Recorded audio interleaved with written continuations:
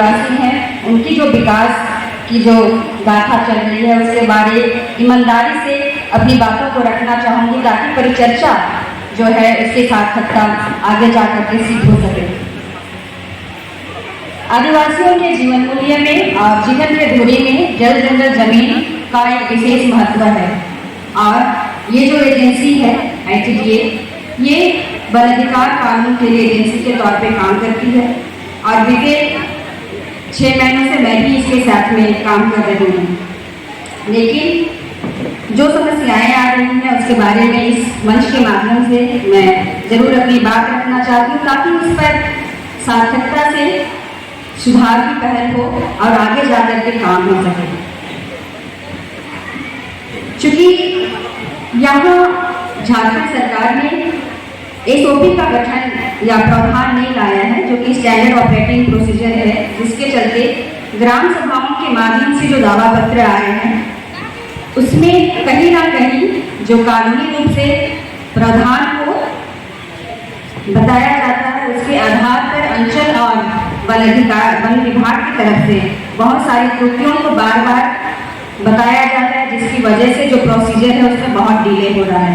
जो अभी की झारखंड सरकार ने बहुत सारी नॉन प्रॉफिट ऑर्गेनाइजेशंस के साथ में वन अधिकार कानून के तहत सामुदायिक वन पट्टा दे करके आदिवासियों का जो ऐतिहासिक अन्याय रहा है उनके संसाधनों पर उसकी सुनिश्चित करने के लिए कानून बनाकर दिया है कि सामुदायिक वन अधिकार पट्टा समुदाय तक पहुँचे, जिससे कि जो समुदाय है उनका वन उपज के आधार पर जो आजीविका है वो भी सुनिश्चित हो किया जा सके। किंतु जो विसंगतियां हैं उस पर प्रशासन की तरफ से भी बहुत ज़्यादा जरूरी ठोस कदम और पहल की कमजोरी है, जिसकी वजह से लगातार 1 साल से ISB, JJPA और अन्य संगठनों के काम के बावजूद सफलता हासिल करने में नाकामी आ रही है। और इस परिचर्चा के माध्यम से मैं जरूर इस बात को मजबूती के साथ कहना चाहती हूँ कि आने वाले समय में जो विसंगतियाँ हैं उसको दूर करने के लिए प्रशासन को ये जरूरी है कि मल्टी स्टेक होल्डर अप्रोच के साथ में जो भी यहाँ काम कर रहे हैं उनके साथ में इस काम पर तीव्रता लाया जाए, प्राथमिकता पर लाया जाए। क्योंकि UNO ने जो आदिवासी दिवस के लिए इस दिन को बनाया तो उसके भी धुरी में थी कि आदिवासियों का जो संस्कृति है, जल जंगल जमीन का जो मुद्दा है उन सब पर हर वर्ष समीक्षा हो। हम पलट कर देखें कि आदिवासियों के अधिकार कहाँ तक सुरक्षित हैं, कहाँ तक संरक्षित हैं।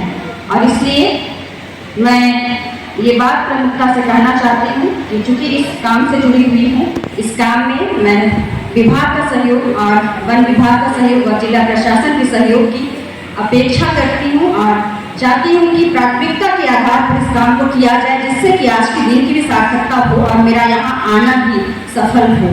और इस बात को जो कह रहे हैं उस पर कि अधिकार वो कानूनी तौर पर मिल सके, जिसके लिए वन अधिकार कानून 2006 भी बना हुआ है। इसके बाद जो कि मेरा विषय था ST/SC जो अत्याचार हो रहे हैं, मैं बस इतना कहना चाहूँगी कि देश भर में जो साल भर में हुआ है आदिवासियों के प्रति जो अत्याचार हुए हैं और UNO के जो भी घोषणा पत्र है भारत सरकार हस्ताक्षरकर्ता है, इसके बावजूद तमाम सरकारों की तरफ से जो गैर जिम्मेदार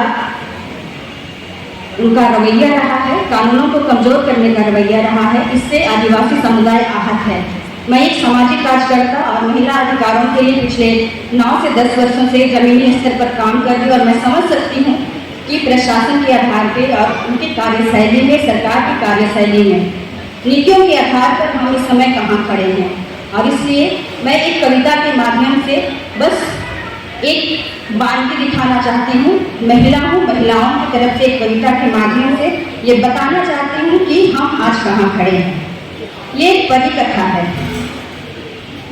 मटमैली शाम की धुंधाती रोशनी में, मटमैली शाम की धुंधाती रोशनी में एक और बुरी खबर मिली, वह नहीं लौटी। एक और बुरी खबर मिली, वह नहीं लौटी। लौटी उसकी खामोशी, उसकी सिसकियाँ, लौटी उसकी खामोशी, उसकी सिसकियाँ। कुछ दिन पहले सरकार आयोजित ताम झाम, कुछ दिन पहले सरकार आयोजित ताम झाम टीम टाम भरे जोग मेला में कई घरों की बेटियां चुनी गईं। बेहतर कल की परों पर सवार ये परियां दूर अजनबी जगहों को उड़ गईं। बेहतर कल की परों पर सवार ये परियां दूर अजनबी जगहों को उड़ गईं। पर जैसे होता है ना परियों की कथा में दानव, इस पात्र के बिना तो हर परी कथा होती है अधूरी।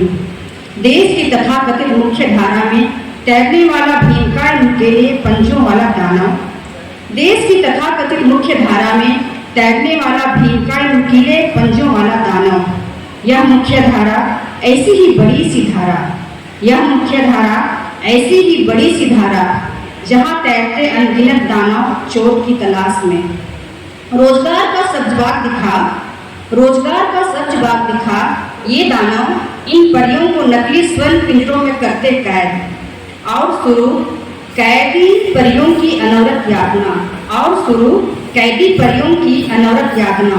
शोषण पर शोषण, आर्थिक मानसिक दैहिक। शोषण के इतने चेहरे देख चुकी परियां, शोषण के इतने चेहरे देख चुकी परियां बाट जोड़ती किसी राजकुमार का। इस परी कथा में राजकुमार नदारद, यह वर्तमान की परी कथा है, यह वर्तमान की परी कथा है जहाँ कोई राजकुमार नहीं होता।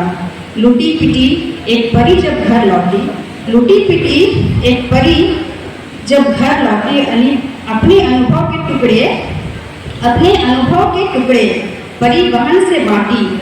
तब बहन तपाक से बोली, ये दानव हमारी लोक कथाओं के ओड़गा जैसा हैं, ये दानव हमारी लोक कथाओं के ओड़गा सा हैं, जिनकी डरावनी किस्से दादी और नानी सुना सुनाकर हमें भेजा करती थी निंदिया रानी के पास, जिसकी डरावनी किस्से दादी और नानी सुना सुनाकर हमें भेजा करती थी निंदिया रानी के पास। और ये मैं उन तमाम बहनों को समर्पित करना चाहती हूँ जो मानव तस्करी का शिकार होकर आज हमारे साथ में हैं। मानव तस्करी का शिकार होकर महानगरों में अमानवीय यातना झेलने को मजबूर हैं। और ये दिखाता है कि देश में हम क्या हैं, और ये बताता है कि हमारी भाषा, हमारी संस्कृति को मुख्य धारा ने आज भी नहीं अपनाया है। आदिवासी लोग जिनका स्वभाव संकुचित स्वभाव है, जो जल्दी संपर्क करने से डरते हैं, आज उनके साथ जो स्थिति है इसका जिम्मेवार जो तमाम लोग हैं वो मैं कर चुकी हूँ। लेकिन मैं उन बहनों के लिए जरूर बहुत शोकित हूँ जो आज हमारे बीच नहीं है। खेतमा की बहन, खेतीडांगर की बहन जो लाखों जख्म लेकर के यहाँ लौटी, और आज जब हम यहाँ बैठ रहे हैं, यहाँ बात कर रहे हैं, मैं जरूर ये उम्मीद करती हूँ जिला प्रशासन से कि जिस ईमानदारी के साथ बात होना चाहिए हमारे लिए। इस साल का एजेंडा है, थीम है युवाओं का। इस वर्ष का जो थीम है वह है स्वदेशी युवाओं द्वारा चेंज मेकर्स की भूमिका। युवा कहाँ है आज? अगर आप अपने जरूरी पहल में, अपनी नीतियों में हमसे हमारी भावनाओं के अनुरूप, हमारे व्यवहार के अनुरूप किसी चीज़ को नहीं कर पा रहे हैं तो आज ये मेरी और आपकी कमजोरी है, सिमडेगा की कमजोरी है। बाल विवाह के मामले में 37% यहाँ का आंकड़ा है। उस पर कौन काम करेगा? उस पर कौन सा मास्टर प्लान करेगा? मैं लगातार ये बात बोलती आ रही हूँ और आज दुखी भी हूँ ये बात बोलते हुए कि लगातार इस पर बोलने के बावजूद, माननीय मंत्री महोदय को प्रपोजल देने के बावजूद और जिले में प्रपोजल देने के बावजूद कहीं से ये काम नहीं हो रहा है। ये मुझे स्पष्ट याद दिलाता है कि अगर हमारे पास आदिवासी बहनों और लड़कियों के लिए काम करने के लिए पैसे नहीं है, दैट मीन्स कि हमें उनके लिए कोई गरज भी नहीं है। और मैं बहुत शोकित मन से ये बोल रही हूँ कि मुझे बहुत दुख है इस बात का, बहुत दुख है कि किसी को शिकायत नहीं है उन लोगों के लिए जिन लोग किसी से कुछ छीनते नहीं हैं, जिनसे कुछ मांगते नहीं हैं, उनको ऊपर बस फोटो खींच के लोग आंकड़ों में गिन लेते हैं। बहुत बहुत माफी चाहती हूँ ऐसे इस स्थिति में बोलने के लिए, लेकिन दुख है और यही आज की सच्चाई है। शुक्रिया।